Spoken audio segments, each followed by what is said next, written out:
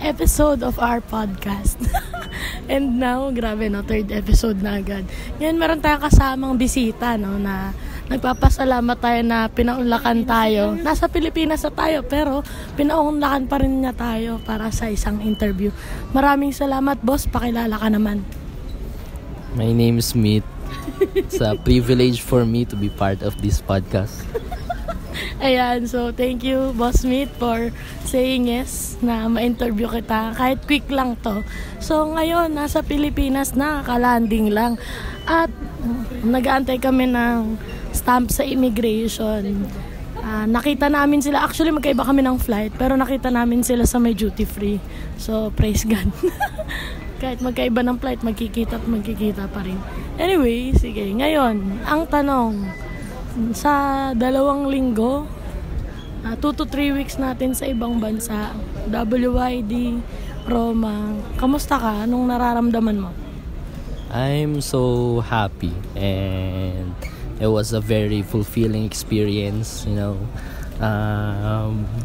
touring around, having a pilgrimage. And it's very fruitful.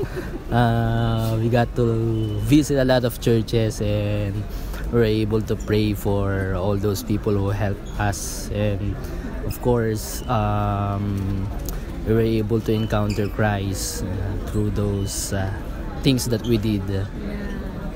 Nice, ang ganda. Actually guys, i-add nyo si Smith Pinera sa Facebook. Ang ganda ng reflection niya. Mga reflection na pinapost niya sa kanyang social media accounts. So, salamat sa pagiging inspirasyon, boss. Naramdaman talaga namin na na-meet mo si Lord dun sa Portugal tsaka sa Roma dahil sa mga post mo. Ngayon, kamusta? Ngayon na nasa Pilipinas ka na, anong nararamdaman mo? Well, number one, I'm excited to go back with my family and to share what I was able to experience. But of course, I am excited to share all the stories that I was able to encounter in the World Youth Day through our young people. So again, it's a privilege to be able to attend this celebration, and yeah, it's nice to be back here in the Philippines. And I feel so good and excited about the things that about to happen. Yeah, that's it. Yes, parang artista ka sa mga sagot mo. Yung dating mo parang ka na, foreigner ka na sa sarili mong lupain. Pero anyway. Kasi sabi niya kanina, Ma'am, di ako sanay sa economy. Diba? Ayan, so yung narinig niyo po si Day Puyawan. So mamaya try na din natin siyang kausapin. So ngayon, grabe no, nakaka-excite din talaga i-share yung mga nabaon natin na experience, realizations. For sure, nasa process pa rin tayo ng yung paghihimay, pagbabalik tanaw, para mas jet lag. Siyempre jet lag kasi ilang oras din yung difference sa Roma, Portugal, dito sa Pilipinas. Wow, first time. Is this your first time to leave the country?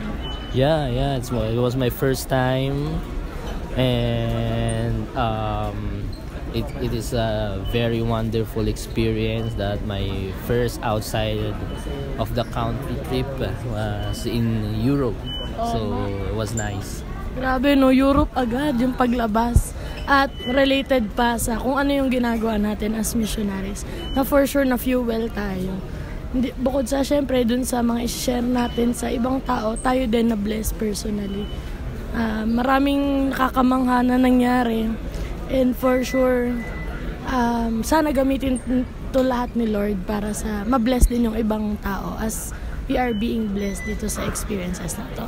So do you have any messages to our listeners?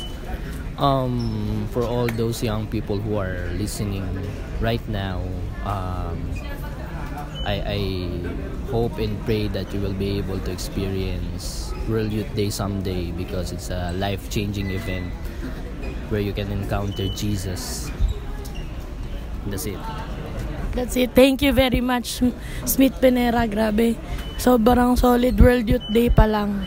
Ang dami nang na-experience sa ilang araw, madaming na-meet na tao, maraming places na puntahan, maraming natutunan. At jump pack talaga na for sure babaunin natin sa mga puso natin for the rest of our lives. We thank the Lord for this experience, for these encounters with Him, tsaka sa mga taong pinadala na. So, thank you, Smith, sa iyong papaunlak ng interview na to. And sana, totoo yung sinabi ni Smith, sana yung mga kabataan na nakikinig dito, pangarapin nyo rin na makapunta sa World Youth Day. Marami tayong ilo-look forward for this. So, thank you for listening and God bless.